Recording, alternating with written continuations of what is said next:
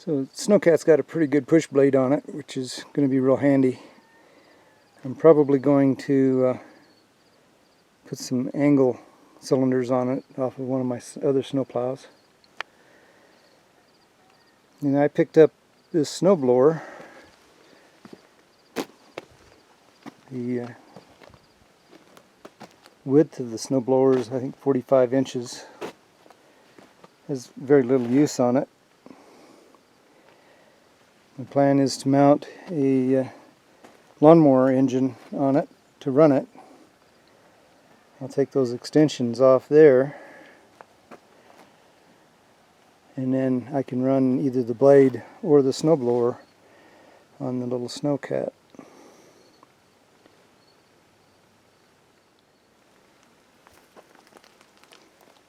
This is my daughter's lawnmower. I originally was going to fix this up for her to use up at her house, and I ended up getting that John Deere mower, and so I fixed it up. This got an 18 horsepower Briggs & Stratton. It's perfect for running that snowblower.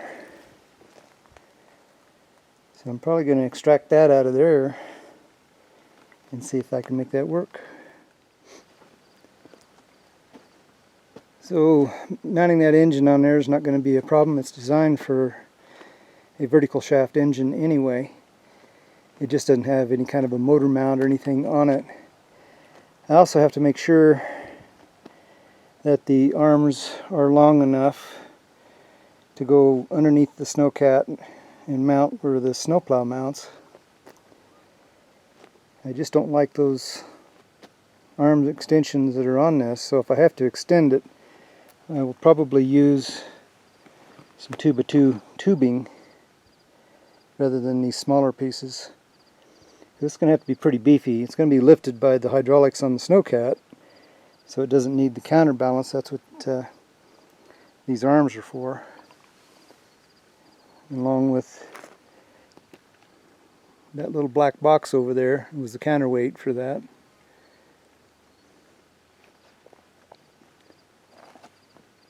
So I'll build a motor mount for the engine to mount to, and figure out the length here so that it can mount to the Snowcat.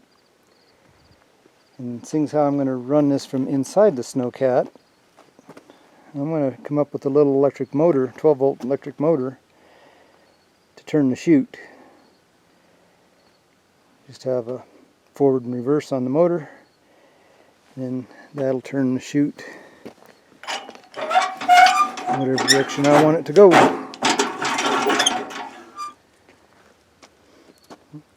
The piranha dog is down here wanting a doggy bone. So I ordered in some slip hooks, made 3 chain chokers for pulling some logs. I've got some cable chokers and stuff too, but most likely I'll use chains for now.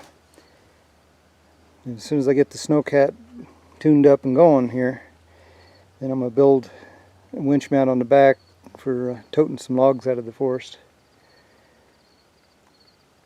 I got plenty up at our cabin property to test it out, so I'll be making some videos on that too.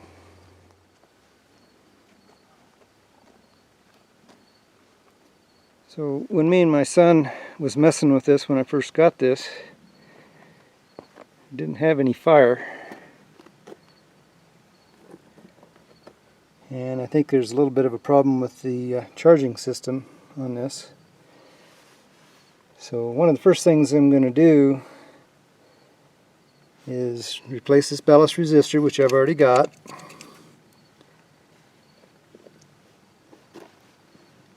I'm going to see if I can disconnect the hydraulic pump, which is way down there in front of the engine there, so that I don't make an oily mess out here with the bad hoses on this hydraulic system.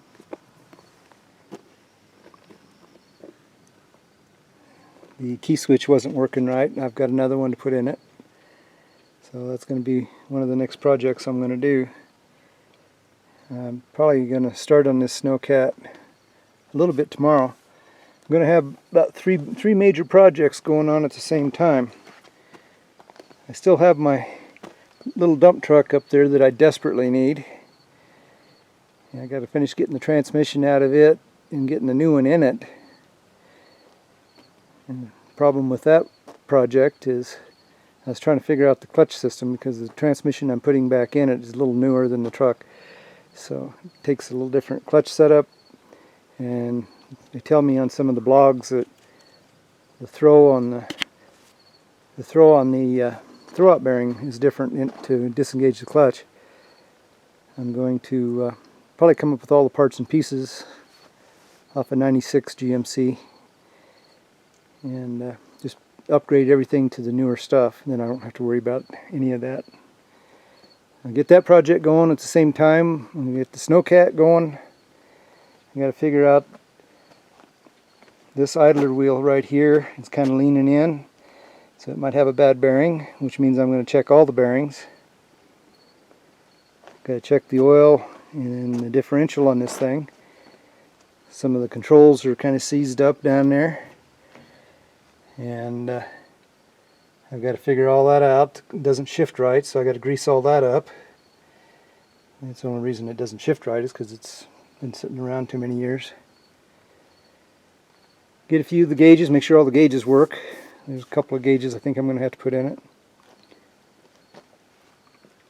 The cab for being up in the woods is a little chintzy, so eventually I'll either put a different cab on it or build a little bit of a protective cage around it. So, got lots to do on these little projects. These are just three of the projects I need to get done now. I've got a half a dozen or better more projects that I've got to get to.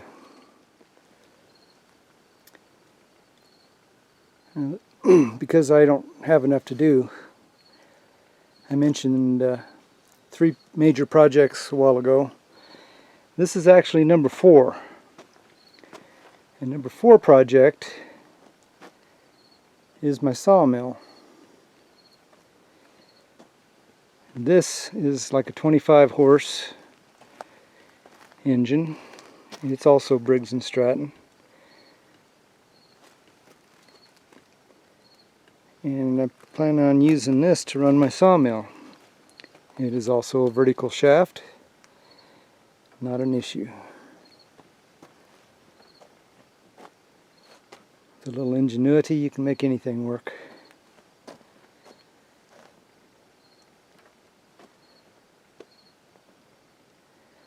And it's almost dark here now. For the next little while, until it does get dark, I'm going to start tearing this apart.